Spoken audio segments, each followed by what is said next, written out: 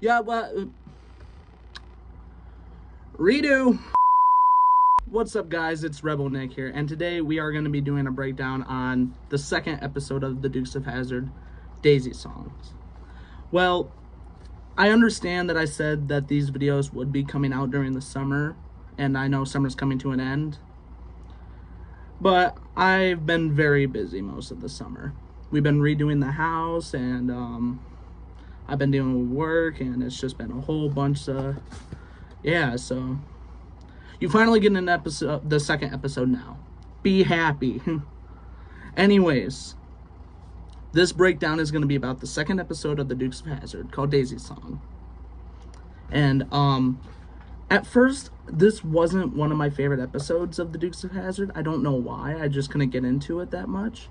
But now, having to rewatch it and go over it to write down the script for this video, it's pretty good, actually, now that I realize. Anyways, besides all that crap, let's get into the video. Alright. So, this episode is about how Daisy gets scammed out of $50, and Bo and Luke do their best to help her out. The episode starts with Daisy running outside the house with the radio playing her song that is being apparently sang by Jessi Colter. Then Daisy explains to Bo and Luke and Uncle Jesse that she only had to pay $50 for it. That made them question, asking about, like, the royalties and how it could be a phony operation. So, then Bo and Luke and Daisy decide to head to Atlanta to talk to the company who produced the song. So, the studio is called Lester Starr's Studio. And when Bo and Luke head into the studio to ask Lester about the royalties, Lester denies anything, knowing about anything involving the royalties. So then, Bo gets in his face asking about Daisy's $50 back. Then, Lester's sidekick bodyguard, whatever, Jojo, walks up and shows Bo and Luke his revolvers, which obviously would scare anyone off. So then Bo and Luke decide to head back in, though, to try to either get Daisy's $50 back or the royalties for the song. Bo and Luke end up disarming Jojo. Luke distracts him. Bo fucking... yeah. And, then, Bo and Luke go to confront Lester about it, about the $50 or the royalties. But then, here comes Jojo busting in, warning them about cops. It's a raid. Oh no! And then, as Lester goes running, he throws Bo and Luke this tape. But Lester goes running, he bursts into a room, and then we see Boss Hogg with a pretty lady on his lap, and we know what they were about to do. But then Boss Hogg decides, oh shit, he needs to get the fuck out of there. So, Lester is able to get outside, but he can't get into his car because he forgot his keys. So, what he does is, he goes where he belongs, into the trash. But Boss Hogg, he's able to get out to his car, and his driver, Eddie, is able to lose the cops. Bo and Luke make it outside, and this is when... I didn't know about this for the longest time until I watched a few videos about the Dukes of Hazzard. But when when Luke does that first hood slide, if you pay close attention to this clip, you can see the antenna break off. And apparently when they drove away, his entire side from here down was all just cut up, and he needed to get like 30-something stitches is what I remember hearing about. But they were able to lose the cops in the end. Boss Hogg is upset that he almost got caught in the raid, so he breaks all of his pool sticks and complains to Roscoe about it. And yeah. While Bo and Luke escaped, they were thrown a tape, like I said, and while they were eating, they listened to it, and it was apparently Waylon Jennings. But Daisy says she's heard all of Waylon's songs, and that did not sound like Waylon, because it wasn't. Because then they figure out, just by listening, that it must be a hot tape. Decide to head back to Atlanta to talk to Jesse Coulter's manager. And they learn from Jesse's manager that it is a piracy operation. And then the cousins decide that they will send Daisy in as a Jesse Coulter sound-alike, but they will actually play Jesse Coulter's music. So Lester thinks that Daisy is actually very good at mimicking popular songwriters and singers. So Daisy goes up to Lester Starr's room at this hotel, looking as beautiful as always. I mean, come on. We know how beautiful Daisy is. She is. Anyways, she plays the tapes with Jesse Coulter's voice and Loretta Lynn's, and she sounds exactly like them. So Lester gets excited and sets up a recording session. While the cousins are heading back to Hazard, they realize they are being followed. They figure it's Lester's bodyguard, so they head into a junkyard to lose them.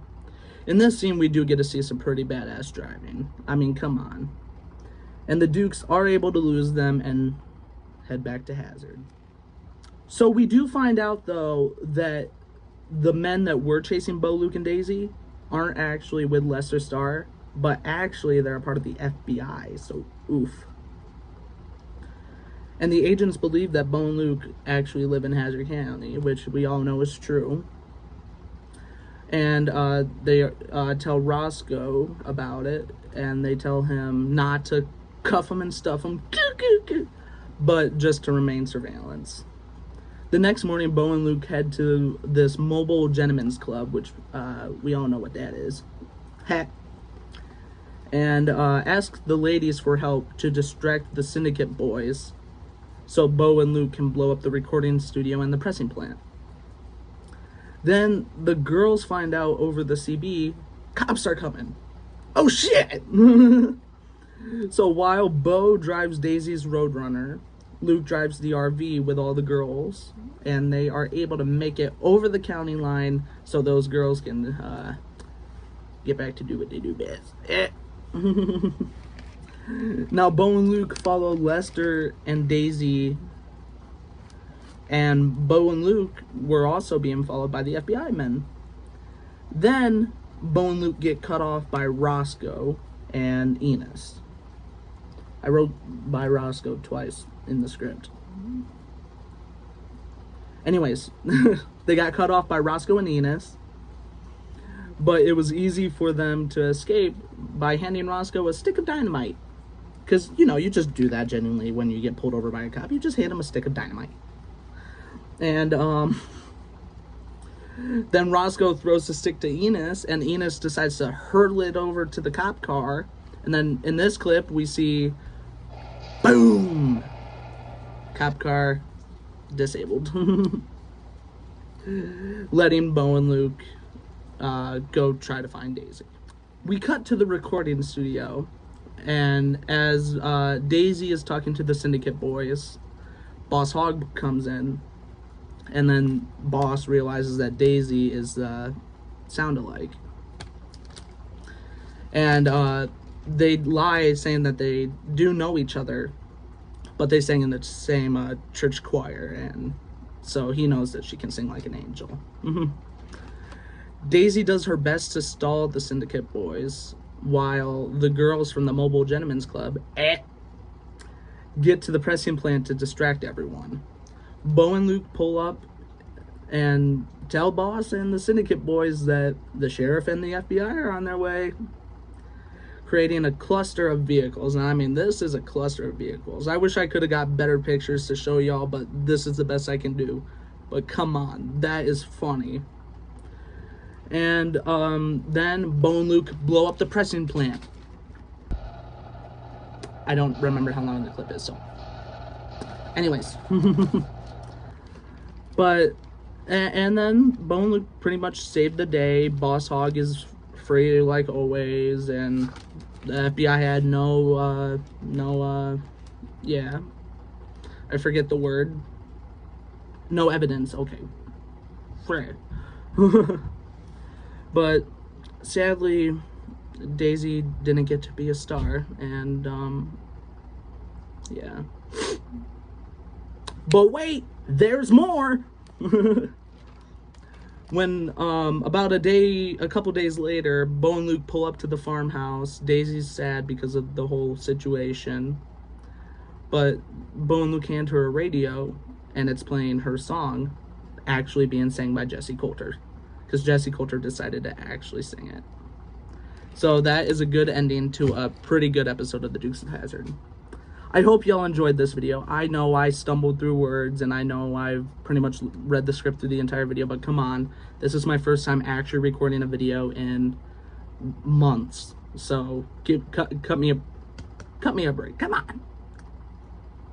Please.